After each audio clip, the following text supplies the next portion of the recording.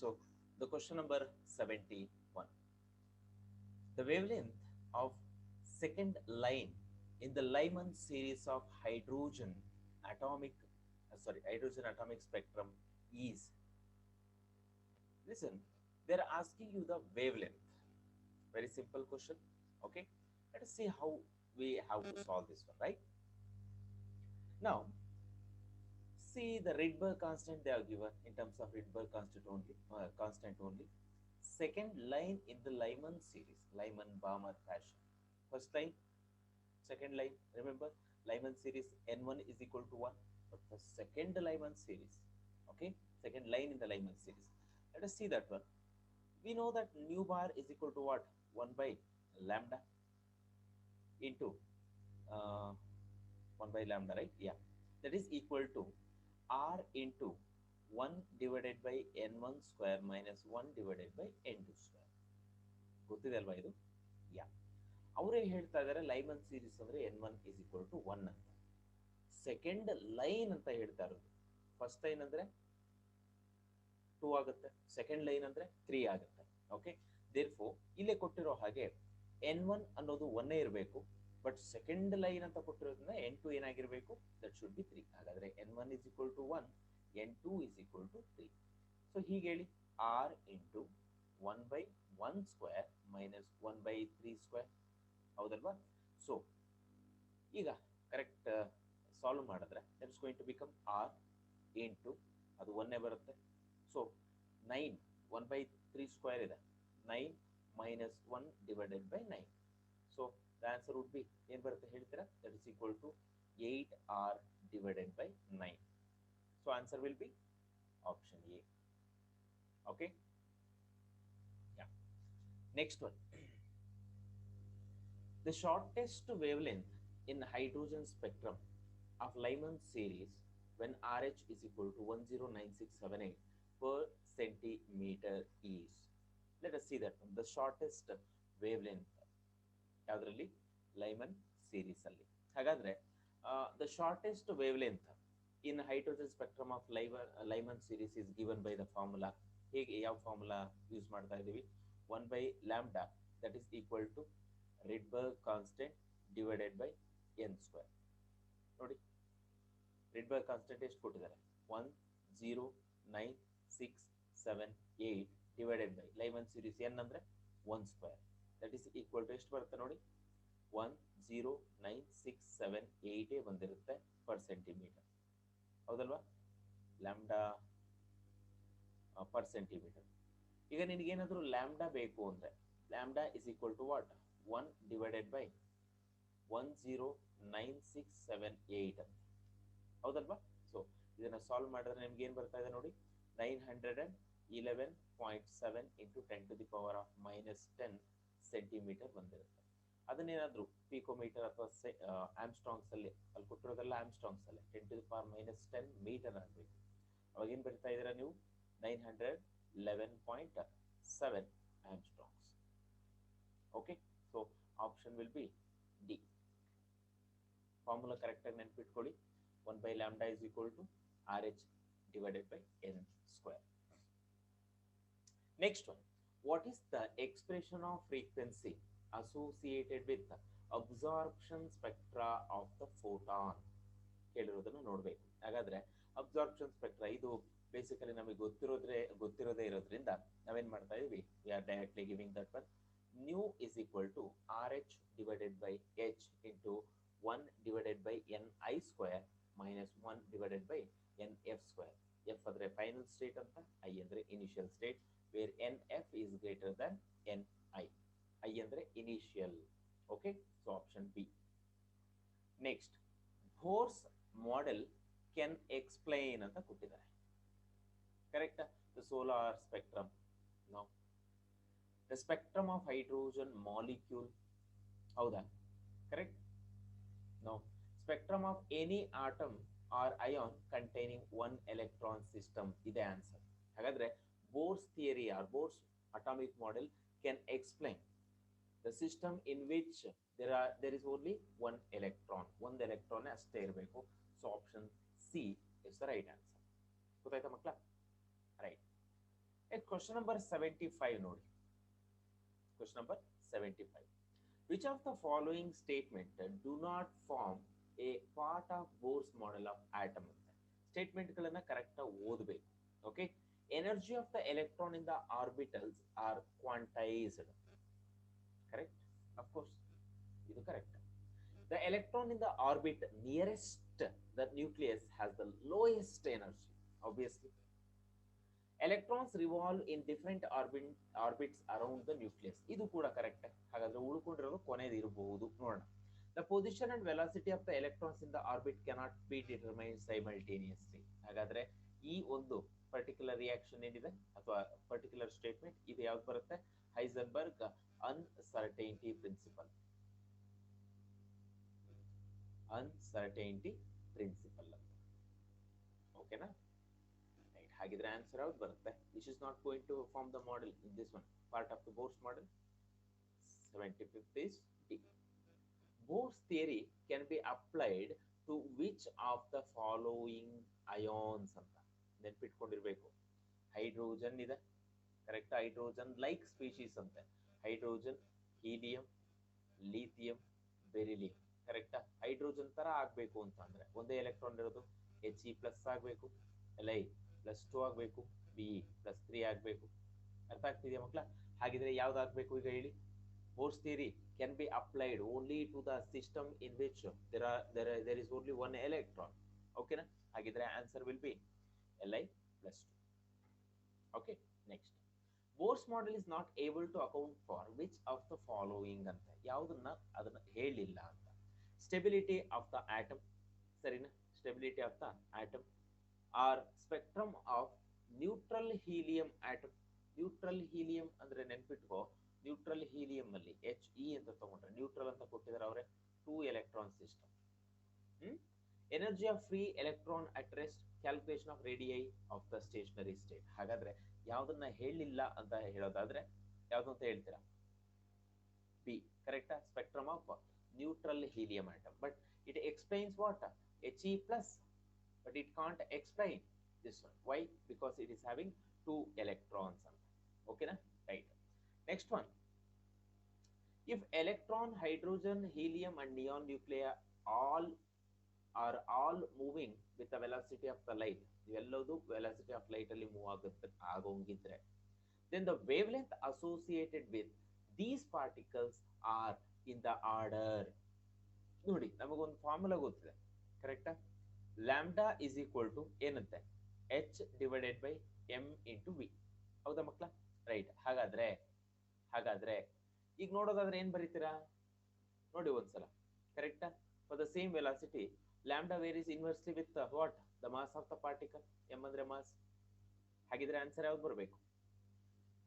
A, electron, hydrogen, helium and neon.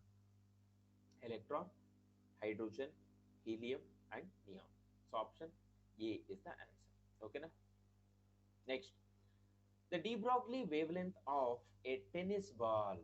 Sorry, de Broglie wavelength of a tennis ball of mass 60 gram moving with a velocity of 10 meters per second is approximately ಅವ್ರು ಕೊಟ್ಟಿರೋದು de Broglie wavelength.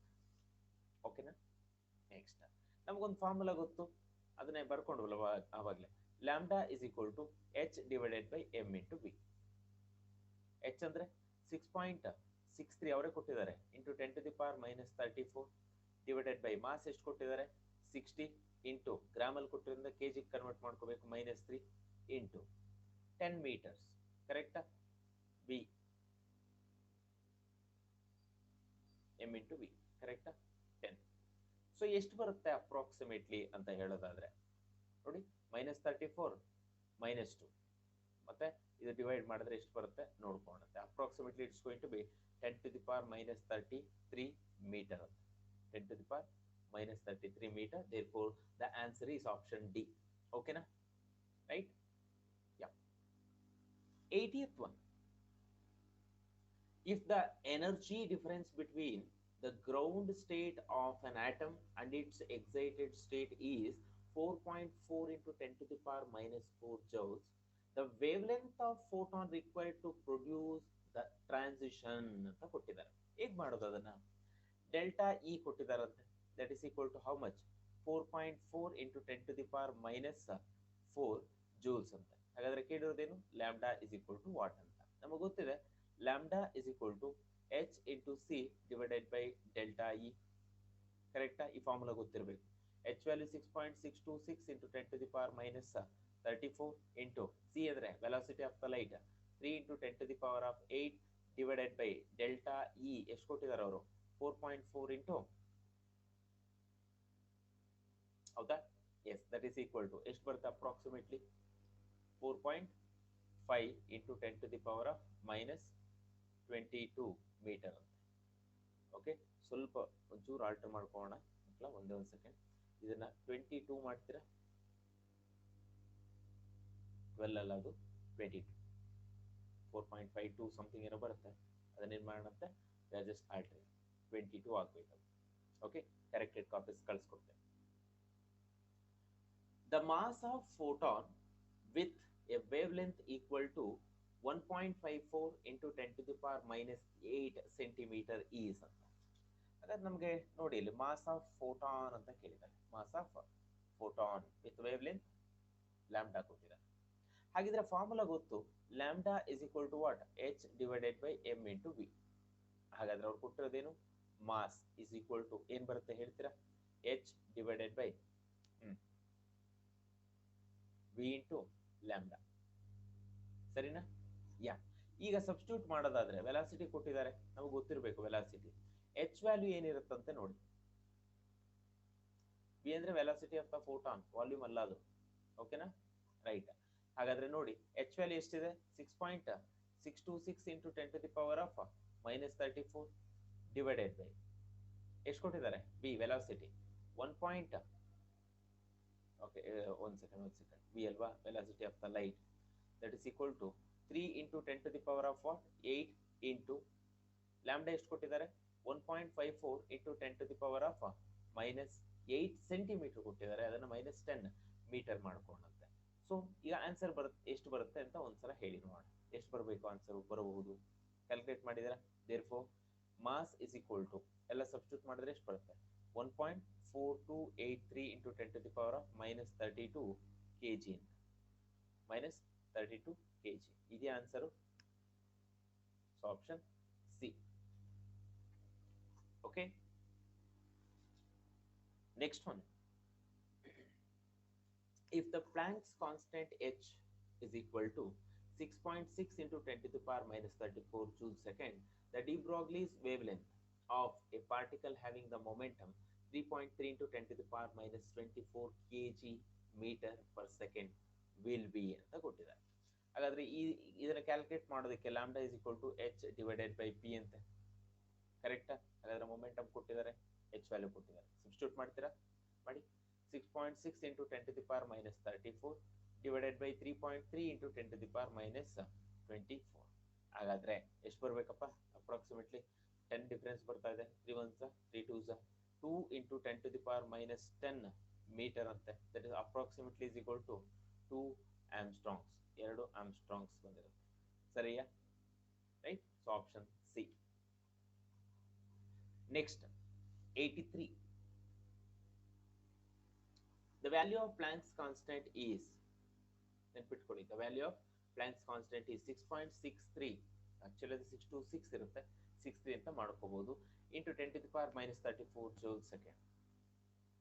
The velocity of light is 3 to 10 to the power of 8. Which value is closest to the wavelength in nanometer of quantum of light with frequency of 8 into 10 to the power 15 per second ಅಂತ ಗೊತ್ತಿರಬೇಕು ಇದು. ಹಾಗಾದ್ರೆ ನಮಗೆ ಗೊತ್ತು energy calculate ಮಾಡೋದಕ್ಕೆ ಒಂದು formula ಇದೆ, is equal to H into nu ಅಂತ ಹೇಳಿ. ಕರೆಕ್ಟಾ? ಎಚ್ ಹಾಗೆ ಇರಲಿ, ನ್ಯೂ ಜಾಗದಲ್ಲಿ ಏನು ಬರ್ತೀಯಾ, C by lambda into H. Correct ತಾನೆ? ದೇರ್ಫೋರ್ ಎನರ್ಜಿ ಎಷ್ಟು ಕೊಟ್ಟಿದಾರಪ್ಪ, ವಿತ್ ಫ್ರೀಕ್ವೆನ್ಸಿ ಕರೆಕ್ಟ್. ಹಾಗಾದ್ರೆ ನೋಡಿ ಎಚ್ ನ್ಯೂ ಎರಡನ್ನು ಒಂದು ಸೆಕೆಂಡ್, ಎಚ್ ಎಚ್ ಕ್ಯಾನ್ಸಲ್ ಆಗುತ್ತೆ. ಹಾಗಾದ್ರೆ ಉಳ್ಕೊಳ್ಳೋದೇನು, nu is equal to c by lambda. Nu ಎಷ್ಟು ಕೊಟ್ಟಿದಾರಂತೆ, 8 into 10 to the power of 50, that is equal to 3 into 10 to the power of 8 whole divided by lambda ಎಷ್ಟು ಕೊಟ್ಟಿದ್ದಾರೆ, 3. Okay, velocity ಕೊಟ್ಟಿದ್ದಾರೆ ನಾವು ಲ್ಯಾಂಬ್ಡಾನೇ calculate ಮಾಡಬೇಕು. ಹಾಗಾದರೆ ಲ್ಯಾಂಬ್ಡಾ ಕ್ಯಾಲ್ಕುಲೇಟ್ ಮಾಡ್ಕೋಣ. Lambda ಎಷ್ಟು ಬರ್ತಂತೆ? Lambda is equal to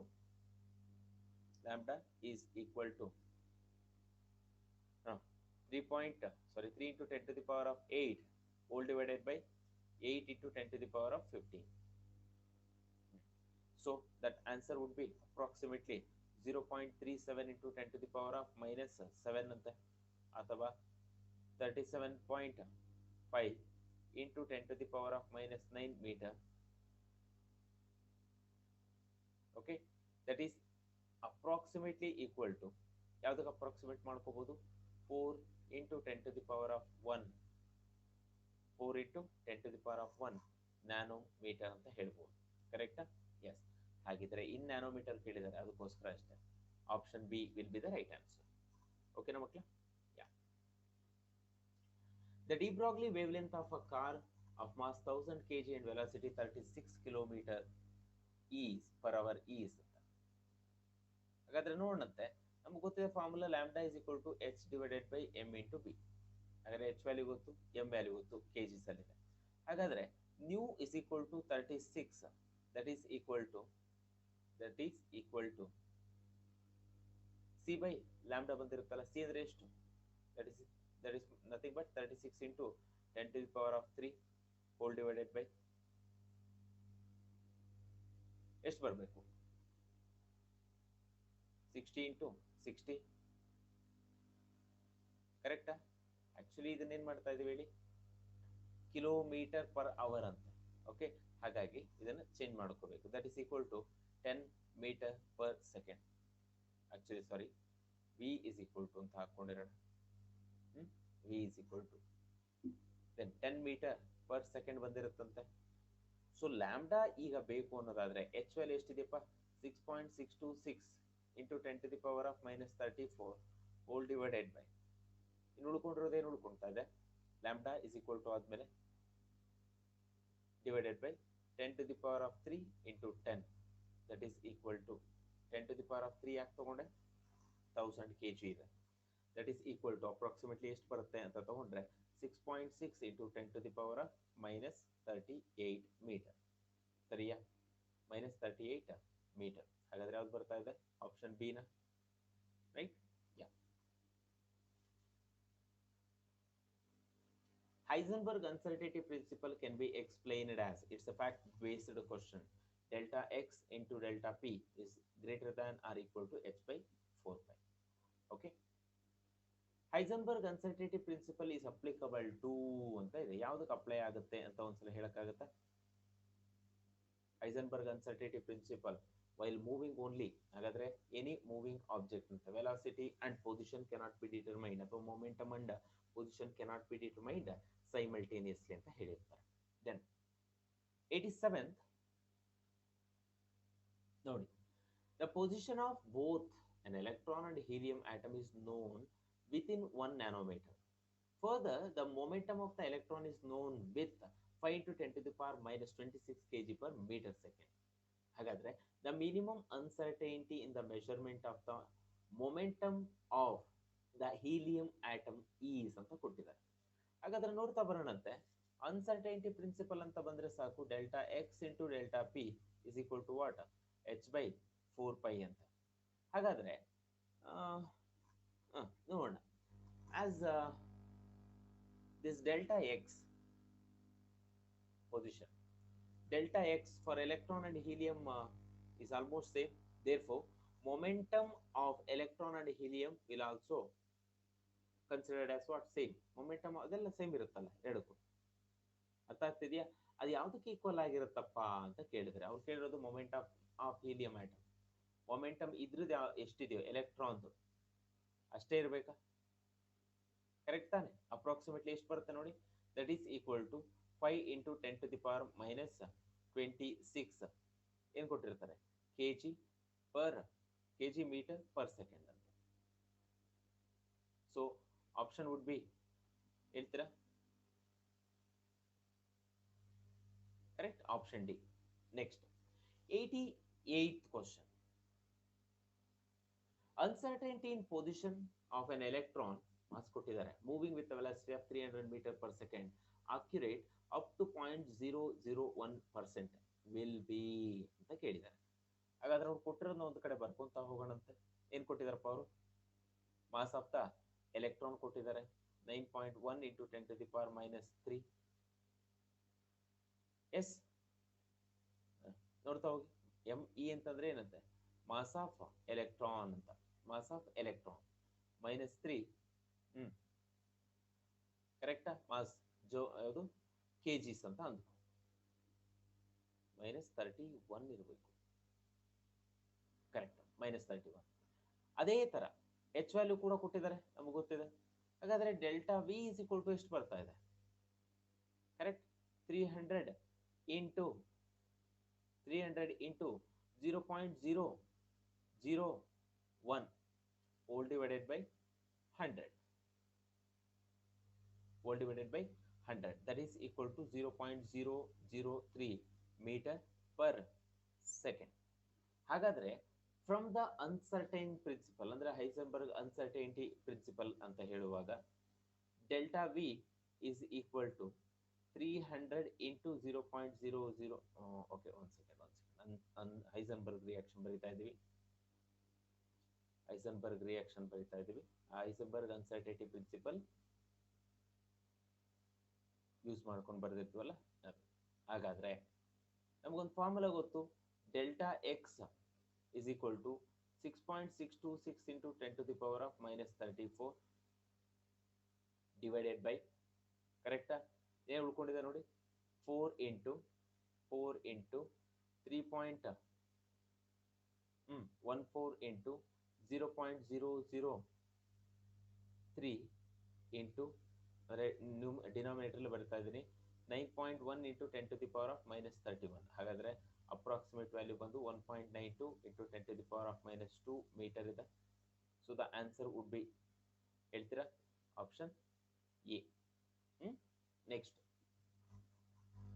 the uncertainty in the position of an electron. Mass ಕೊಟ್ಟಿದ್ದಾರೆ. Moving with a velocity of 3.0 into 10⁻⁴ centimeter per second. Accurate up to 0.011 ಅಂತ. ಹಾಗಿದ್ರೆ ಕೇಳ್ತಾ ಇರೋದ್ರಲ್ಲಿ ಏನು? ಅನ್ಸರ್ಟೈನಿಟಿ ಇನ್ ಪೊಸಿಷನ್ ಅಂತ ಹೇಳಿ. ಹಾಗಾದ್ರೆ ಅನ್ಸರ್ಟೈನಿಟಿ ಇನ್ ಪೊಸಿಷನ್ ಅಂತ ತಗೊಂಡ್ರೆ ಯಾವ್ದು ತಗೋಬೇಕು equation? Again we are taking the same. ಯಾವುದು? Delta x into delta p is equal to what? h/4π. That is equal to delta x into delta v, that is equal to h divided by 4π. ಹಾಗಾದ್ರೆ delta V calculate ಮಾಡಿ 0.011 whole divided by 100 into, okay, ಎಷ್ಟು ಬರುತ್ತೆ? 3 into 10⁻⁴ ಬಂದಿರುತ್ತೆ. 3 into 10⁻⁴ centimetre per second. Centimetre. Okay, okay, ಒಂದು second multiply ಮಾಡಿಲ್ಲ ನೋಡಿ. So it is equal to ಎಷ್ಟು ಬರುತ್ತೆ ನೋಡಿ? 3.3 ಸೆಂಟಿಮೀಟರ್ ಪರ್ ಸೆಕೆಂಡ್ ಬಂದಿದೆ. ಸೆಂಟಿಮೀಟರ್. ಓಕೆನಾ? ರೈಟ್. ಹಾಗಿದ್ರೆ ಅವ್ರು ಕೇಳ್ತಾ ಇರೋದೇನು? Delta x value is equal to 6.6 into 10⁻⁻27 whole divided by 4 into 3.14 into 9.1 into 10⁻⁻28 into 3.3. So ಇದಿಷ್ಟು ಮಾಡಿದ್ರೆ ಎಷ್ಟು ಬರ್ತಾ ಇದೆ? 0.175 centimetre. So option C is the correct one. ಓಕೆನಾ ಮಕ್ಕಳ? ಅನ್ಸರ್ಟೈನಿಟಿ ಇನ್ ಪೊಸಿಷನ್ ಕೇಳೋದನ್ನ ಡೆಲ್ಟಾ ಎಕ್ಸ್ ಕ್ಯಾಲ್ಕುಲೇಟ್ ಮಾಡಿದೀನಿ ಅಷ್ಟೇ, ಏನಿಲ್ಲ. ಈಗ ಹೇಳಿ, the Heisenberg uncertainty principle will be most significant for which of the following object? ಯಾವ್ದಿರ್ಬೋದು? Okay, object A of mass 9.11 in 10⁻⁻30 kg. Object B, object C ಎಲ್ಲದ್ರದ್ದು mass same ಕೊಟ್ಟಿದ್ದಾರೆ. ಹೌದಾ? ಅಲ್ಲಿ ಕೊಟ್ಟಿರೋದೇನಂತೆ? Heisenberg uncertainty principle will be most significant for which of the following object ಅಂತ ಕೇಳಿದ್ರು. ಹಾಗಾದ್ರೆ 91 ಏನ್ ಬರ್ತಾ ಇದೆಯಂತೆ? Object B. ಹಾಗಾದ್ರೆ ನೋಡ್ತಾ ಬನ್ನಿ, delta x into delta v value will be larger for object or object of smaller masses ಅಂತ. ಅದಕ್ಕೋಸ್ಕರ so object B of mass 9.11 into 10 to the power minus 28 gram. Okay, then question number 91. ನೋಡ್ತಾ ಹೋಗಿ the orientation of an atomic orbital is given by orientation ಯಾವ್ದ್ರಿಂದ ಹೇಳ್ತಾ ಇದೀವಿ ನಾವು ಗೊತ್ತಿರಬೇಕು. That is going to be given by magnetic quantum number ಗೊತ್ತಿರೋದೇ ಇದೆ. ಹಾಗೆ for which of the following sets of 4 quantum numbers an electron will have the highest energy ಅಂತ ಕೊಟ್ಟಿದ್ದಾರೆ. ಯಾವ್ದಿರಬಹುದು?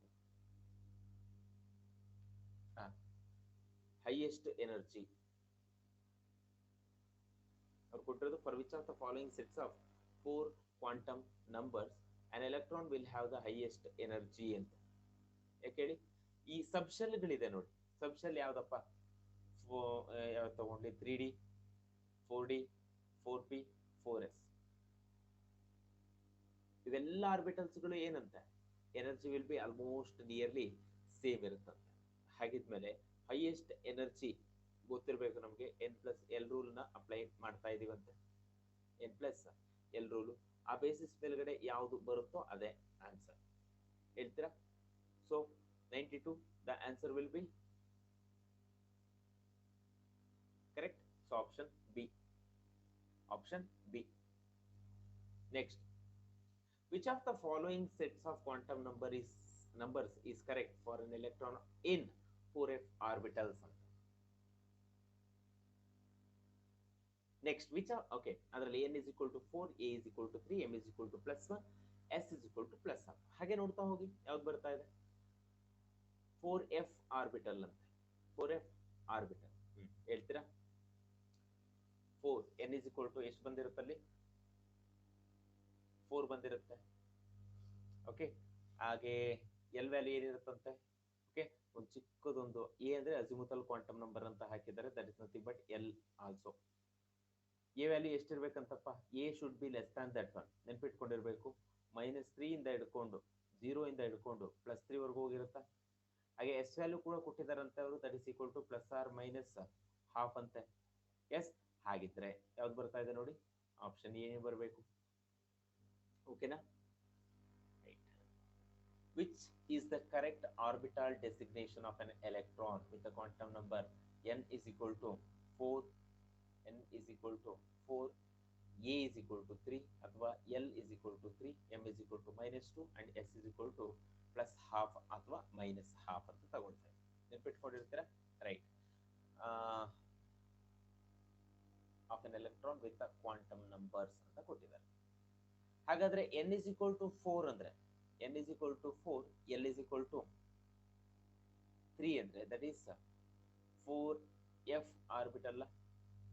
n is equal to 0 ಅಂದ್ರೆ s orbital. n is equal to 1 ಅಂದ್ರೆ p orbital. n is equal to 2 ಅಂದ್ರೆ d orbital. n is sorry, okay ಒಂಚೂರು confuse ಆಗಿದೆ. n value ಅಲ್ಲ, l value. ಇಲ್ಲಿ l value ಏನಾದ್ರೂ 0 ಆದ್ರೆ s ಆರ್ಬಿಟಲ್, 1 ಆದ್ರೆ p ಆರ್ಬಿಟಲ್, 2 ಆದ್ರೆ d orbital, l is equal to 3 ಆದ್ರೆ f ಆರ್ಬಿಟಲ್. ಅಲ್ಲಿ a ಜಾಗದಲ್ಲಿ l ಹಾಕೊಳ್ಳಿ, ತೊಂದರೆ ಏನಿಲ್ಲ. ಈಗ ಹೇಳಿ, 4f ಆರ್ಬಿಟಲ್ ಬರ್ತಾ ಇದೆಯಾ? 4f orbital. Okay, next question number 90.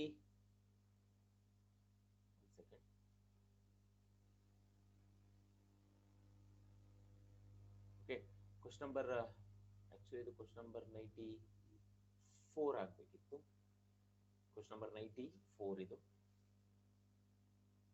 Question number 94. Okay, 94. Question number 95 ಅಂತ. ಹಾಗೆ ನೋಡ್ತಾ ಬನ್ನಿ ಯಾವುದು ಕರೆಕ್ಟ್ ಆಗಿರುತ್ತೆ ಅಂತ. Which of the following represent the correct set of the 4 quantum numbers of an electron in a 4d orbital ಅಂತ. 4d orbital ಅಂದ್ರೆ n, l, m and s ಅಂತ ತಗೊಂಡ್ರೆ 4 ಹೌದಲ್ವಾ? 4, 2 ಅಂದ್ರೆ -2 ಇರುತ್ತಂತೆ.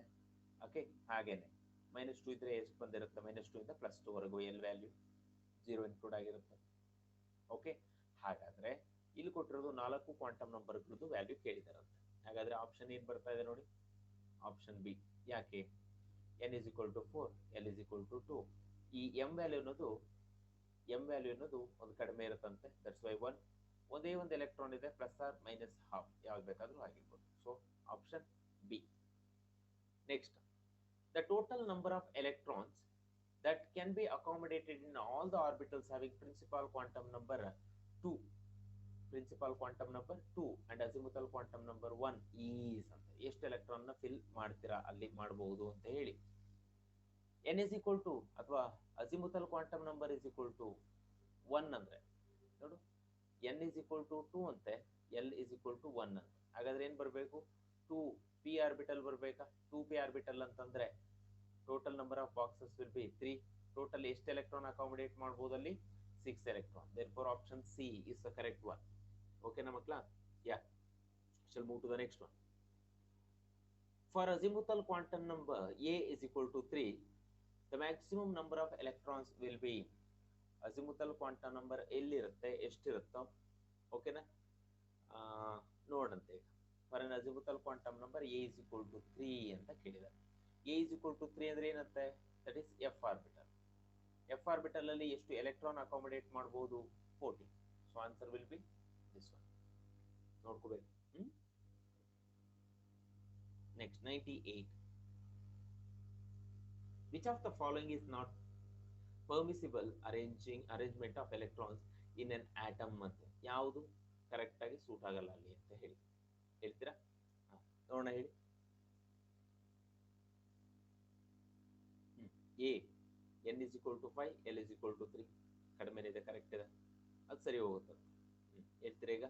n is equal to 3, l is equal to 2, m is equal to -3 ಅಂತ ಇದೆ. ನೆನ್ಪಿಟ್ಕೊಳ್ಳಿ, m value depends upon l value. ಹಾಗಾದ್ರೆ ಸ್ಟಾರ್ಟಿಂಗು -2 ಇರಬೇಕು. ಹೌದಾ ಮಕ್ಕಳ? ರೈಟ್, ಇವೆಲ್ಲ ಕರೆಕ್ಟ್ ಆಗಿದೆ, ಮಿಕ್ಕಿದೆಲ್ಲ. So but it is the wrong one. So that is the answer. ಓಕೆನಾ? ರೈಟ್. ಕ್ವಶನ್ ನಂಬರ್ 99 ಅಂತ. Question number 99. Which of the following sets of quantum numbers represents the highest energy of the atom ಅಂತ ಕೇಳಿದ್ದಾರೆ. highest energy ಇರಬೇಕು, n plus l rule ಬರಬೇಕು. n plus l rule ನೋಡ್ಕೋಬಾ, ಎಷ್ಟು ಬರುತ್ತೆ? 3 plus 0 3, 3 plus 1 4, 3 plus 2 5, 4 plus 0 4 only. So highest n plus l rule ಅಥವಾ n plus l value ಯಾವ್ದು ಬರ್ತಿದೆಯೋ ಅದಕ್ಕೆ ಹೈಯೆಸ್ಟ್ ಎನರ್ಜಿ ಇರೋದು ಕೊಟ್ಟಿರೋದ್ರಲ್ಲಿ. Which set of quantum numbers are not possible ಅಂತ ಕೊಟ್ಟಿದ್ದಾರೆ. ಯಾವುದು ಪಾಸಿಬಲ್ ಇಲ್ವೇ ಇಲ್ಲ. ಪ್ರೀವಿಯಸ್ ಕ್ವಶನ್ ತರಾನೇ ನೆನ್ಪಿಟ್ಕೊಂಡಿರ್ಬೇಕು. ಹಾಗಾದ್ರೆ ಯಾವ್ದಿರ್ಬೋದಪ್ಪ ಆನ್ಸರ್ ನೋಡಿ. ಎನ್ ವ್ಯಾಲ್ಯೂ 3 ಇರುತ್ತಂತೆ, ಎಲ್ ವ್ಯಾಲ್ಯೂ 2 ಅಂತೆ, ಎಂ ವ್ಯಾಲ್ಯೂ 0 ಅಂತೆ. ಸ್ವಲ್ಪ ಚೇಂಜ್ ಮಾಡ್ತಾ ಇದೀನಿ ನೋಡ್ಕೊಳ್ಳಿ. This is m, this is s. ಓಕೆನಾ? ರೈಟ್. ಹಾಗಾದ್ರೆ ಯಾವುದು ಪಾಸಿಬಲ್ ಇಲ್ಲ ಅಂತ ಕೇಳ್ತಾ ಇದ್ದಾರೆ. ಯಾಕಂತೆ? I think option C. Option C na? Option B. ಯಾಕೆ? n is equal to 2 ಆದ್ರೆ l should be 2 minus 1 ಅಂತಂದ್ರೆ ಎಲ್ಲಿಂದ ಸ್ಟಾರ್ಟ್ ಆಗಬೇಕು? n minus 1. That means first shell ಇಂದಾನೆ ಸ್ಟಾರ್ಟ್ ಆಗಬೇಕು. ಹಾಗಾದ್ರೆ n ವ್ಯಾಲ್ಯೂ ಎಷ್ಟಿದೆಯೋ l ವ್ಯಾಲ್ಯೂ ಅದಕ್ಕಿಂತ ಒಂದು ಕಡಿಮೆ ಇದೆ. ಆದ್ರೆ ಇಲ್ಲಿ ನೋಡು, ಇಲ್ಲಿ n value and l value ಎರಡೂ ಕೂಡ ಏನಾಗಿದೆಯಂತೆ? ಸೇಮ್ ಇದೆಯಂತೆ. That's not at all possible. Next, what will be the sum of all possible values of L and M for n is equal to 5? N and M. ಹಾಗಾದ್ರೆ ಕೊಟ್ಟಿರೋ question ಅನ್ನ ಒಂದ್ಸಲ careful ಆಗಿ observe ಮಾಡ್ಕೊಳ್ಳಿ. n is equal to ಏನ್ ಕೊಟ್ಟಿದಾರಂತೆ? 5 ಅಂತೆ. L is equal to ಎಷ್ಟು ಬರುತ್ತಪ್ಪ? 5 minus 1 that is equal to 4 ಬಂದಿರುತ್ತೆ. ಹಾಗಾದ್ರೆ M is equal to ಏನ್ ಬರಬೇಕು? 2L plus 1 ಅಂತೆ.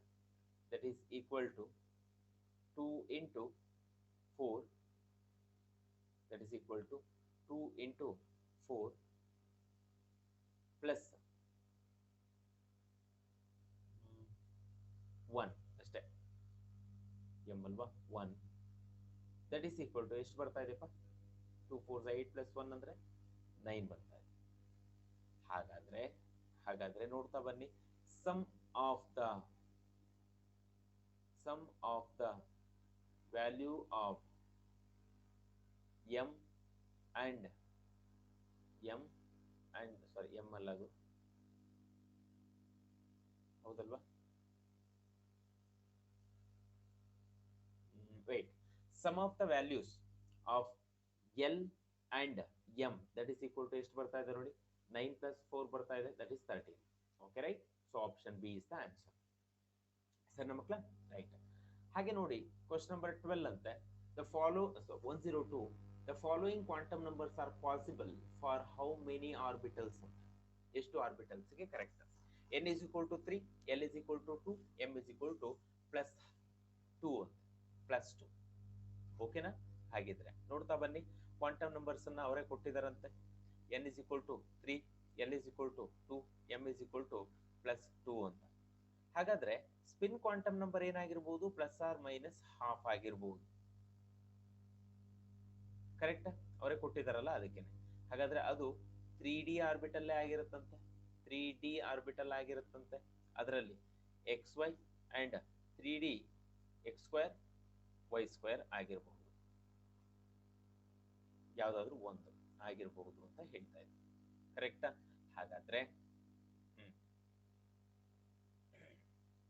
ಹಾಗಾದ್ರೆ ಹೀಗೆ ಹೇಳಿ, this is going to be possible. ಇದೆಲ್ಲ ಆಗೋದು ಒಂದೊಂದು ಆರ್ಬಿಟಲ್ಗೆ ಅಲ್ವಾ? ಹಾಗಿದ್ರೆ ಒನ್ ಎಲೆಕ್ಟ್ರಾನ್ ಸಿಸ್ಟಮ್ ಅಂತ ಕರಿತಾ ಇದ್ವಿ. ಒನ್ ಎಲೆಕ್ಟ್ರಾನ್ ಸಿಸ್ಟಮ್, ಒಂದು ಬಾಕ್ಸ್ ಅಲ್ಲಿ ಒಂದು ಎಲೆಕ್ಟ್ರಾನ್ ಇರ್ಬೋದು, ಅನ್ಪೇರ್ಡ್ ಎಲೆಕ್ಟ್ರಾನ್ಸ್. ಎಸ್. ಹಾಗಿದ್ರೆ the following quantum numbers are possible for how many orbitals ಅಂತ, ಒಂದೇ ಒಂದು ಆರ್ಬಿಟಲ್ಗೆ ಆಗುವಂಥದ್ದು ಅಷ್ಟೇ. The orbitals are called degenerate. ಯಾಕೆ ಡಿಜೆನರೇಟ್ ಅಂತ ಕರಿತೀವಿ? ಹೌದಲ್ವಾ ಮಕ್ಕಳ? ಡಿಜೆನರೇಟ್ ಅಂತ ಕರಿಬೇಕಂದ್ರೆ ಅದಕ್ಕೆ ಏನಿರ್ಬೇಕಂತೆ? ಆಲ್ಮೋಸ್ಟ್ ಸೇಮ್ ಎನರ್ಜಿ ಇರ್ಬೇಕಂತೆ. ಹಾಗಾದ್ರೆ ಇದೆಯಾ ಇಲ್ಲಿ ನೋಡಿ, ಸೇಮ್ ಎನರ್ಜಿ ಅನ್ನೋ ವರ್ಡ್ ಇದೆ. That's why that will be the answer. Have same wave function? No. Have same, ಎಲ್ಲರಲ್ಲೂ ವೇವ್ ಫಂಕ್ಷನ್ ಇದೆ? ನೋ. ಹಾಗಾದ್ರೆ option D. The total number of spherical nodes in 3p orbitals are. ಗೊತ್ತಿರ್ಬೇಕಲ್ಲಿ ಎಲ್ಲಿ spherical notes ಬೇಕಾಗುತ್ತೋ ಅಲ್ಲಿ ನೋಡಿ ಈ formula apply ಮಾಡಬಹುದಾ?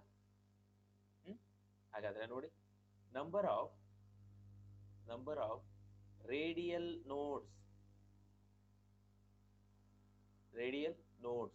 For 3p orbital is equal to ಎಷ್ಟು ಬರುತ್ತಂತೆ? n minus l minus 1. ಯಾವುದಕ್ಕೆ ಇದು? For p orbital. ಕರೆಕ್ಟ್ ಏನಪ್ಪ? For p orbital that is l is equal to 1 ಅಂತೆ. ನೋಡ್ತಾ ಬನ್ನಿ.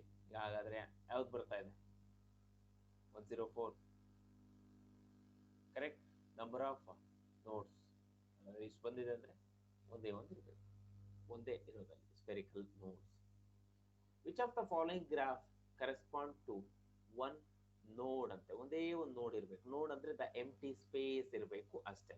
ಸರಿನಾ ಮಕ್ಕಳ? ರೈಟ್. ಒಂದೇ ಒಂದು ನೋಡ್ ಅಂದ್ರೆ ಒಂದೇ ಒಂದು ಕರ್ವ್ ಆಗಿರಬೇಕು, ಈ ತರ. Option B. NCERT ನಲ್ಲಿ ಇರುತ್ತೆ ನೋಡಿ. Okay. Next, if there are 5 radial nodes, then what can be the correct representation of the orbital for n is equal to 8? n is equal to 8 ಅಂತ. That is going to be equal to, ನೋಡುವ ಏನೇನಾಗಿರುತ್ತೆ ಅಂತ ಹೇಳಿ. Right. ಹಾಗಾದ್ರೆ ಅವರೇ ಕೊಟ್ಟಿದ್ದಾರೆ n minus 1 minus 1 sorry n minus l minus 1 is equal to ಎಷ್ಟು ಬರುತ್ತೆ ಹೇಳು? 5 ಬರುತ್ತೆ. ಹೌದಾ? ಏನ್ ಕೊಟ್ಟಿದ್ದಾರೆ ಅವರು? 5 ರೇಡಿಯಲ್ ನೋಡ್ಸ್ ಅಂತ. That is going to be equal to, ಅಥವಾ ನೀವು ಹಿಂಗೂ ತಗೋಬಹುದು, 8 minus 1, ಎಲ್ ವ್ಯಾಲ್ಯೂ 1 ಅಲ್ವಾ? ರೈಟ್. ಮೈನಸ್ 1 ನೋಡಿ, ಕರೆಕ್ಟ್ ಇದೆಯಾ? 8 ಮೈನಸ್ ಎಲ್ 1 ಅಲ್ಲ, ಅದು ಎಲ್ 1 ಅಂತ ನೆನಪಾಗುತ್ತೆ, ಗೊತ್ತಿಲ್ಲ. 8 minus l minus 1 is equal to ಏನ್ ಬರಬೇಕು? 5 ಬರಬೇಕಂತ. Therefore l is equal to 2. L is equal to what? Correct ಏನಪ್ಪ? ಎಲ್ ಇಸ್ ಈಕ್ವಲ್ ಟು 2 ಬರ್ತಾ ಇದೆಯಂತ. ಸೊ ಈಗ ಹೇಳಿ, if there are 5 radial nodes, then what can be the correct representation of the orbital n is equal to 8 ಅಂತ. ಹಾಗಾದ್ರೆ 2 ನೋಡ್ ಬರ್ತಾ ಇದೆ ಅಂದ್ರೆ that should be d orbital. ಹಾಗಾದ್ರೆ ಉಳ್ಕೊಂಡಿರೋದು ಒಂದೇ ಒಂದು 8d. Right. So next 107, what can be the representation of a radial orbital having 3 angular nodes and n is equal to 5 ಅಂತ. 3 angular nodes ಇದೆಯಂತೆ. there are 3 angular nodes but n is equal to 5 ಅಂತ ಕರಿತಾ ಇದ್ದೀವಿ. ಹಾಗಾದ್ರೆ ಎಷ್ಟು notes ಇರುತ್ತೋ ಅದನ್ನೇನಂತ ಕರಿತಾ ಇದೀವಪ್ಪ ನಾವು? ಎಷ್ಟು ನೋಟ್ಸ್ ಇರುತ್ತೋ ಏನಂತೆ ಅಷ್ಟೇ ಎಲ್ ವ್ಯಾಲ್ಯೂ ಇರುತ್ತಂತೆ. ಹಾಗಾದ್ರೆ L is equal to 3, N is equal to 5 ಅಂತೆ. ಸೊ 5 ಎಫ್ ಆರ್ಬಿಟಲ್ ಬರ್ಬೇಕಾ? ನೋಡ್ಕೊಂತ ಬನ್ನಿ. 5 F orbital Next, the number of orbital present in the fifth shell will be fifth shell. ನೋಡ್ಕೊಳ್ಳಿ, number of orbitals is equal to number of orbitals is equal to n square. Shell ಇಷ್ಟು orbitals square ಮಾಡಿದ್ರೆ ಎಷ್ಟು ಬರುತ್ತೆ? 25 orbitals ಆದ್ರೆ. ಹಾಗೆ ನೀವೇನಾದ್ರೂ number of electrons calculate ಮಾಡಬೇಕು ಅಂದ್ರೆ 25 into 2 ಮಾಡ್ಕೊಳ್ಳಿ, 50 ಆಗಿರುತ್ತೆ. Okay, so answer will be option A. ಓಕೆನಾ? Next, the arrange the orbitals of same shell in the increasing order of shielding the strength of the outermost or outer shell of electrons S, F, D and P. Next ನೋಡ್ತಾ ಬನ್ನಿ. ಹಾಗಾದ್ರೆ ಯಾವುದು increasing order of shielding strength? ನಮಗೆ ಗೊತ್ತು S orbital ಎಲ್ಲದಕ್ಕಿಂತ ಜಾಸ್ತಿ shield ಮಾಡೋದು. ಅರ್ಥ ಆಗ್ತಿದ್ಯಾ? ದೆನ್ ಅದಾದ್ಮೇಲೆ ಸಾರಿ, 1 ಸೆಕೆಂಡ್. ಎಸ್ ಇದೆ ಅಲ್ವಾ? ಎಲ್ಲದರಲ್ಲೂ ಎಸ್ ಇದೆ.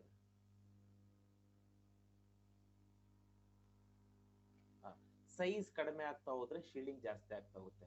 First S, P, D, F order ಇದೆ. So answer will be option D. Answer will be option D. Next,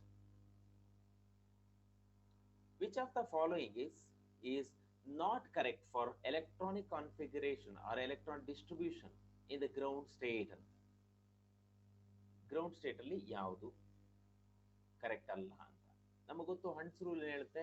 until all the degenerate orbitals are singly occupied pairing is not possible.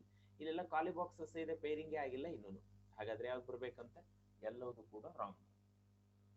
4 electron ಇದ್ರೆ 1 2 3 4 4 ಬಾಕ್ಸಿಗೂ ಒಂದೊಂದು ಹಾಕಬೇಕು. Next, the electronic configuration of gadolinium atomic number 64 is. ಮಕ್ಕಳ ಹೇಳ್ತಾ ಇದೀನಿ, ಕೇಳಿಸ್ಕೊಳ್ಳಿ. ಯಾವತ್ತೇ ಆಯ್ತು periodic table ಅನ್ನು ನೀಟಾಗಿ ಕಲ್ತ್ಕೊಂಡಿರ್ಬೇಕು. ಓಕೆ, ಅವಾಗ್ಲೇ ಸ್ವಲ್ಪ ಏನಾದ್ರೂ ಐಡಿಯಾ ಬರುತ್ತೆ. ನೆಕ್ಸ್ಟ್, ಯಾವ್ದು ಬರುತ್ತಂತೆ? ಗ್ಯಾಡೋಲಿನಿಯಂ ಅಂತಂದ್ರೆ ಇದು ಎಫ್ ಆರ್ಬಿಟಲ್ಸ್ ಇರುತ್ತೆ 64. ನಿಮಗೆ ಆಫ್ಕೋ ಪ್ರಿನ್ಸಿಪಲ್ ಗೊತ್ತಲ್ಲ? ಇದು 1s 2s 3s 4s, ಹೀಗೆ 2p 3p 4p 3d 4d ಈ ತರ. So you know this one diagram, right? Aufbau principle ಅಂತ ಕರೀತಾ ಇದ್ದೀವಿ. ಹಾಗಾದ್ರೆ ಈ ಆಫ್ಕೋ ಪ್ರಿನ್ಸಿಪಲ್ ಅಲ್ಲಿ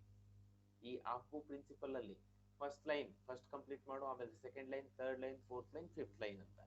ಅದೇ ತರ ಎಲೆಕ್ಟ್ರಾನಿಕ್ ಕಾನ್ಫಿಗರೇಷನ್ ಕರೆಕ್ಟ್ ಆಗಿ ಬರ್ಕೊಂತ ಹೋದ್ರೆ ಅಲ್ಲಿ ಒಂದು ಎಕ್ಸೆಪ್ಷನಲ್ ಕೇಸಸ್ ಬರುತ್ತೆ. ಯಾಕೆ? Half filled configuration and completely filled configurations ತುಂಬಾ stable ಆಗಿರುತ್ತಂತೆ.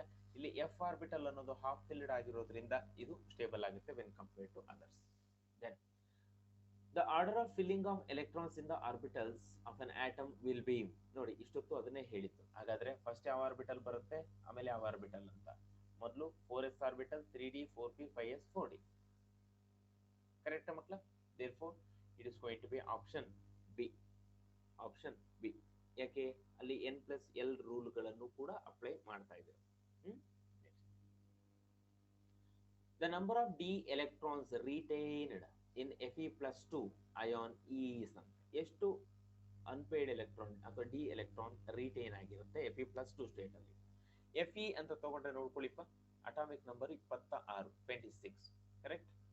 Fe is going to be 26. Argon 18 ಆಗಿರುತ್ತೆ. 4s2 20. ಕರೆಕ್ಟಾ? 3d ಎಷ್ಟು ಬೇಕಾಗುತ್ತೆ? 6 ಅಲ್ಲ, 3d 6. ಈಗ ನೋಡು Fe+2 ಅಂತ. Fe+2 ಅಂತ ಕೇಳಿದ್ರೆ ನೀವು ಯಾವ ಎಲೆಕ್ಟ್ರಾನ್ ಫಸ್ಟ್ ತೆಗಿಬೇಕು? 4s, ಆಮೇಲೆ 3d ಹೋಗೋಣ. ಈಗ ಬರೆದ್ರೆ ಏನ್ ಬರುತ್ತೆ ನೋಡ್ಕೊ. 4s ಆರ್ಬಿಟಲ್ ಇಲ್ಲ, 3d 6 ಅಂತೆ. 3d 6 ಗೆ ಬಾಕ್ಸ್ ಡಯಾಗ್ರಾಮ್ ಬರೆದ್ರೆ 1 2 3 4 5 6. ಈಗ ಹೇಳಿ, ಎಷ್ಟು ಡಿ ಎಲೆಕ್ಟ್ರಾನ್ಸ್ ಇದೆ ಅಂತ ಹೇಳ್ತಾ ಇದೆಯಾ? ಎಷ್ಟಿದೆಯಪ್ಪ? ಗೊತ್ತಾಯ್ತಾ? ನೋಡಲ್ಲಿ ಟೋಟಲ್ ಆಗಿ ಎಷ್ಟಿದೆ. ಅನ್ಪೇಯ್ಡ್ ಅಲ್ಲ ಕೇಳಿರೋದು, D electrons. therefore option C. ಓಕೆನಾ ಮಕ್ಕಳ? Next, the electronic configuration of element is 1s2 2s2 2p6 3s2 3d 3p6 3d5 4s1 ಅಂತ. 3d5 4s1 ಅಂತ ಹೇಳ್ತಾ ಇದ್ದಾರೆ. ಹಾಗಾದ್ರೆ ಹೇಳಿ, ದಿಸ್ ರೆಪ್ರೆಸೆಂಟ್ಸ್ ಇಟ್ಸ್. ಯಾವುದನ್ನ ರೆಪ್ರೆಸೆಂಟ್ ಮಾಡ್ತಾ ಇದೆ ಅಂತ ಹೇಳಿ. ಹಾಗಾದ್ರೆ ಇದು ground state electronic configuration of ಕರೆಕ್ಟಾ? ಕ್ರೋಮಿಯಂ ತಾನೆ, ಸಿಆರ್ 24 ಅಟಾಮಿಕ್ ನಂಬರ್ ಕ್ರೋಮಿಯಂದು. ಹಾಗಾಗಿ ನಾರ್ಮಲ್ ಆಗಿ ಅದೇ ಬರುತ್ತೆ. ಯಾಕಪ್ಪ ಬರುತ್ತೆ ಅಂದ್ರೆ 3d4 4s2 ಇರಬೇಕಿತ್ತು, but it is going to form what? Half filled configuration. Half filled configuration. Completely filled ಆದ್ರೂ ಹಾಫ್ ಫಿಲ್ಡ್ ಆದ್ರೂ ಏನಾಗುತ್ತೆ, ಒಂದು ಎಲೆಕ್ಟ್ರಾನ್ ಎಸ್ ಆರ್ಬಿಟಲ್ ಇಂದ ಮೂವ್ ಆಗುತ್ತೆ. Next, the number of unpaired electrons in n+2 is. n+2 ಅಲ್ಲಿ ಎಷ್ಟು ಇರುತ್ತೆ ಅಂತ. ನೈಟ್ರೋಜನ್ ಎಷ್ಟಿರುತ್ತೆ ನೋಡಿ, 7 ಇರುತ್ತೆ. ಕರೆಕ್ಟಾ? 1s2 2s2 2p3 ಬಂದಿರುತ್ತೆ ನೋಡು. ಇದು ಇನ್ನರ್ ಮೋಸ್ಟ್ 1s ಎಲೆಕ್ಟ್ರಾನ್ಸ್. ಈಗ ಅವ್ರು ಕೇಳ್ತಾ ಇರೋದು number of unpaired electrons in n2+ ಅಂತ. 2+ ಅಂದ್ರೆ ಎಸ್ ಆರ್ಬಿಟಲ್ ಇಂದಾನೆ ಹೋಗಿರ್ಬೇಕು. ಹಾಗಾದ್ರೆ n+2 ವಿಲ್ ಬಿ ಏನ್ ಬಂದಿರುತ್ತೆ ಹೇಳಿ, 2s0 2p3 ಅಂತ. 2s0 2p3. ಹಾಗಾದ್ರೆ ಬಾಕ್ಸ್ ಡಯಾಗ್ರಾಮ್ ಬರೆದ್ರೆ that is going to become what? 3 electron ಇಲ್ಲಿಗೆ ಆಗ್ತಾ ಇದೆಯಾ? ಹಾಗಾದ್ರೆ ಎಷ್ಟು ಅನ್ಪೇಯ್ಡ್ ಎಲೆಕ್ಟ್ರಾನ್ಸ್ ಇದೆ ಅಂತ ಆಯ್ತು.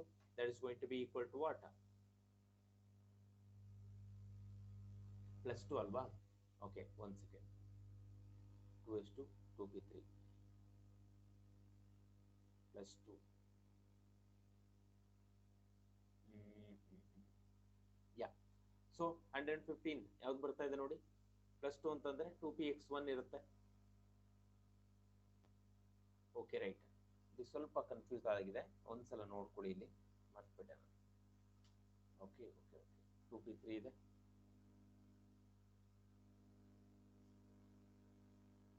ಔಟರ್ ಮೋಸ್ಟ್ ಆರ್ಬಿಟಲ್ ಯಾವ್ದಿದೆಯಪ್ಪ ಇದರಲ್ಲಿ? 2s0 ಇದೆ. 2p3 ಇತ್ತಲ್ಲ, 3 ನಲ್ಲಿ ಒಂದೇ ಒಂದು ಎಲೆಕ್ಟ್ರಾನ್ ಹೊರಟೋಗಿದೆ. 2s2 2p1 ಇರುತ್ತೆ ಕಾನ್ಫಿಗರೇಷನ್. ಅದು 2px1 2py1 z1 ಇರ್ತಾ ಇತ್ತಲ್ಲ, ಆ 2 ಎಲೆಕ್ಟ್ರಾನ್ ತೆಗೆದಿದ್ದೀವಿ. ಸೊ ಈಗ ಉಳ್ಕೊಂಡಿರೋದು ಯಾವುದು? ಒಂದೇ ಒಂದು ಅನ್ಪೇರ್ಡ್ ಎಲೆಕ್ಟ್ರಾನ್ ಉಳ್ಕೊಂಡು. ಓಕೆ, ಹಾಗಾದ್ರೆ ಆನ್ಸರ್ ಯಾವ್ದಾಗಬೇಕು? ಆಪ್ಷನ್ ಸಿ ಆಗಬೇಕು. ಓಕೆನಾ? ನಾನು ಅವಾಗಲೇ ಬರೆಯಕ್ಕೆ ಹೋಗಿದ್ದು that was in case of D block element. Okay, ಇನ್ನೊಂದು ಕಾನ್ಸೆಪ್ಟ್ ಬರುತ್ತೆ, ಅಲ್ಲಿ ಹೇಳ್ಕೊಡ್ತೇವೆ. Next, question number 116. An ion has 18 electron in the outermost shell. ಯಾವ್ದ್ರಲ್ಲಿ ಇದೆ ಅಂತ ಕೇಳ್ತಾ ಇದ್ದಾರಪ್ಪ. ಓಕೆ, ಕಾಪರ್ ಅಂತ ತಗೊಂಡ್ರೆ ಮೊದಲನೇದು. ಕಾಪರ್ ಅಂತ ತಗೊಂಡ್ರೆ Cu+ ಅಂತ. Cu+ ಅಂದ್ರೆ ಎಷ್ಟು ಎಲೆಕ್ಟ್ರಾನ್ ಆಗಿರ್ಬೇಕು ನೋಡು. Cu+ ಅಂದ್ರೆ ಅಟಾಮಿಕ್ ನಂಬರ್ 29. ಅದ್ರೊಳಗೆ ಒಂದು ಎಲೆಕ್ಟ್ರಾನ್ ತೆಗಿತಾ ಇದೆಯಾ? ಏನ್ ಬರ್ಬೇಕಲ್ಲಿ? 1s2 2s2 2p 6 3s2 3p 6 3d 10 ಅಂತ ಒಂದು ಎಲೆಕ್ಟ್ರಾನ್ ತೆಗೆದ್ಮೇಲೆ ನೋಡು, 3 ಅನ್ನೋದೆಲ್ಲ ಸೇರಿಸಿ ವೇಲೆನ್ಸ್ ಶೆಲ್ ಅಂತ ಕರಿತಾ ಇದೀವಿ. ಅದನ್ನೇ ಔಟರ್ ಮೋಸ್ಟ್ ಶೆಲ್. ಯಾವ್ದ್ರಲ್ಲಿ 18 ಎಲೆಕ್ಟ್ರಾನ್ ಇದೆ ಅಂದ್ರೆ ಅದರಲ್ಲೇ ಬರುತ್ತೆ. 10 + 6 16 + 2 18. ಹಾಗಾದ್ರೆ Cu+ ಅಂತ ಹೇಳ್ಬೋದು ಧೈರ್ಯವಾಗಿ. Yes, correct. Okay, 1 second. So question number 117, 117ನೇ ಕ್ವಶನ್ ನೋಡಿ. In a given atom no 2 electrons can have the same values for all the 4 quantum numbers. This is going to be given by, ಯಾರು ಹೇಳಿದ್ದು? ಯಾವುದೇ 2 ಎಲೆಕ್ಟ್ರಾನ್ಗಳಿಗೆ ಎಲ್ಲ quantum numbers ಕೂಡ same ಇರೋದಿಲ್ಲ ಅಂತ ಹೇಳ್ತಾರೆ. That is nothing but Pauli's exclusion principle. ಗೊತ್ತಿರಬೇಕು. Definition ಅದು. The electronic configuration of copper is ಅಂತ ಕೊಟ್ಟಿದ್ದಾರೆ. ಎಕ್ಸೆಪ್ಷನಲ್ ಕೇಸ್ ಬರುತ್ತೆ, ಯಾಕೆಂದ್ರೆ ಕಂಪ್ಲೀಟ್ ಫಿಲ್ಡ್ ಆರ್ಬಿಟಲ್ ಬಂದಿರುತ್ತೆ. ಓಕೆನಾ? 1s2 2s2 2p6 3s2 3p6 4s2 3d9 29. ಆದ್ರೆ 29 ಇರೋದಿಲ್ಲ. That is going to be what? 30 ಇರುತ್ತೆ. ಓಕೆ, ಸ್ವಲ್ಪ ಕಾಮ್ ಹಾಕೋಬೇಕು. 3p6 3d10 4s1. So 118 will be option B. Next, the orbital diagram in which the AFO principle is violated. ಯಾವ್ದ್ರಲ್ಲಿ violate ಮಾಡಿದೀವಿ ಅಥವಾ ಮಾಡಿದ್ದಾರೆ ಅಂತ ಒಂದ್ಸಲ ನೋಡ್ಕೋಬಹುದಾ? ಸೊ ಆಪ್ಷನ್ ಏನೇ ಆಗುತ್ತೆ. ಯಾಕೆ? ಎಲ್ಲ ಆರ್ಬಿಟಲ್ಸ್ಗೂ ಒಂದೊಂದು ಎಲೆಕ್ಟ್ರಾನ್ಸ್ ನ ಹಾಕದ ಮೇಲೆ ಏನಾಗ್ಬೇಕಂತ ಪೇರಿಂಗ್. ಬಟ್ ಇಲ್ಲಿ ಪೇರಿಂಗ್ ಮಾಡ್ಬಿಟ್ಟಿದ್ದಾರೆ. ಸೊ ವೈಲೇಟ್ ಆಗಿರೋದು ಅದೇನೆ. ಸರಿನಾ ಮಕ್ಳ? ಒಂದ್ ಸೆಕೆಂಡ್. ಮೊದಲು ಕಡಿಮೆ ಇರೋ ಎಲೆಕ್ಟ್ರಾನ್ ನೋಡಿ ಇಲ್ಲಿ. ಓಕೆ ಓಕೆ, ಅದಕ್ಕಿಂತ ಮುಂಚೆ ಇದೇ ತಪ್ಪಾಗಿರುತ್ತೆ. ಇಲ್ಲಿ ನೋಡಿ, ಇಲ್ಲಿ ಎಸ್ ಆರ್ಬಿಟಲ್ ಇದು ಕೂಡ ಸಿಂಗಲ್ ಎಲೆಕ್ಟ್ರಾನ್ ಇದೆ. ಇಲ್ಲಿ ಪೇರ್ ಮಾಡಿದ್ದಾರೆ, ತಪ್ಪಲ್ವಾ? ಸೊ ಇಲ್ಲಿಗೆ ಎಲೆಕ್ಟ್ರಾನ್ 2 ಹಾಕ್ಬಿಟ್ಟು ಆಮೇಲೆ 3 ಎಲೆಕ್ಟ್ರಾನ್ ಇಲ್ಲಿಗೆ ಹಾಕ್ಬೇಕಿತ್ತು. So this is wrong. Therefore 119 ಇದು. ಹಾಗಾದ್ರೆ ಇಲ್ಲಿ ಡಿಜನರೇಟ್ ಆರ್ಬಿಟಲ್ ಅಲ್ಲೇ ಇದೆ, ಇಲ್ಲಿ ಆಗ್ಬೋದಿತ್ತು, some mistake has happened, right? Next 120. If n is equal to 6, the correct sequence for filling of electrons will be, okay, if you are seeing the Tapo principle, you will come to know that. Hagadre that will be ns, n minus 2f, n minus 1d and np. So option A. ಗೊತ್ತಿರಲಿ, ಇದು concept based question ಅಂತ ಕರಿತೀವಿ. 121. The maximum number of electrons in a subshell of an atom is determined by, ನೆನ್ಪಿಟ್ಕೋಬೇಕು, orbitals ಗಾದ್ರೆ ಬರೀ n square, ಆದ್ರೆ electrons ಗಾದ್ರೆ 2n square. So the answer will be, ಏನ್ ಬರುತ್ತೆ ಹೇಳ್ತೀರಾ? ಕರೆಕ್ಟಾ? 2n ಸ್ಕ್ವೇರ್ ಅಂತ. ದೇರ್ಫೋರ್ ಆಪ್ಷನ್ ಇರೋದೇನು, maximum number of electrons in, ಕೇಳಿರೋದು, in a subshell of an atom is determined by ಎಷ್ಟು ಎಲೆಕ್ಟ್ರಾನ್ಸ್ ಇದೆ ಅನ್ನೋದು ಹೆಂಗ್ ಗೊತ್ತಾಗುತ್ತೆ ನಮಗೆ ಅಂತ ಕೇಳ್ತಾ ಇದ್ದಾರೆ. ಹೌದಾ? ಹೇಳಿ ಯಾವ್ದಂತೆ. Answer will be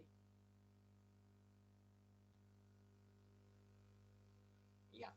that means ಎಷ್ಟು ಸಬ್ಶೆಲ್ ಇದೆ ಅಂತ ಗೊತ್ತಾಗೋದು ಹೆಂಗ್ ಗೊತ್ತಾಗುತ್ತೆ ಹೇಳಿ? 2l+1 ಸಬ್ಶೆಲ್ಸ್ ಇರುತ್ತಂತೆ. ಎಲೆಕ್ಟ್ರಾನ್ಸ್ ಎಷ್ಟು ಬರಬೇಕು? 2 into 2l+1 ಎಲೆಕ್ಟ್ರಾನ್ ಇದೆ ಅಂತ ಹೇಳಿ, 2 2s are 4l+2.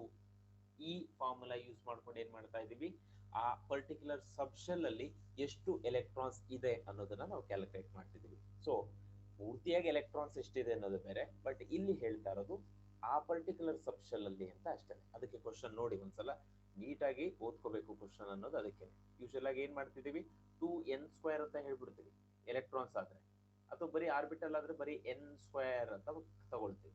ಆದ್ರೆ ಇದು ಅದ್ರ ಬಗ್ಗೆ ಅಲ್ಲ, ಆ ಪರ್ಟಿಕ್ಯುಲರ್ ಸಬ್ಶೆಲ್ ಅಲ್ಲಿ ಇರುವಂತ ನಂಬರ್ ಆಫ್, ಅಂದ್ರೆ ಮ್ಯಾಕ್ಸಿಮಮ್ ನಂಬರ್ ಆಫ್ ಎಲೆಕ್ಟ್ರಾನ್ಸ್ ಎಷ್ಟಿರಬಹುದು ಅಂತ.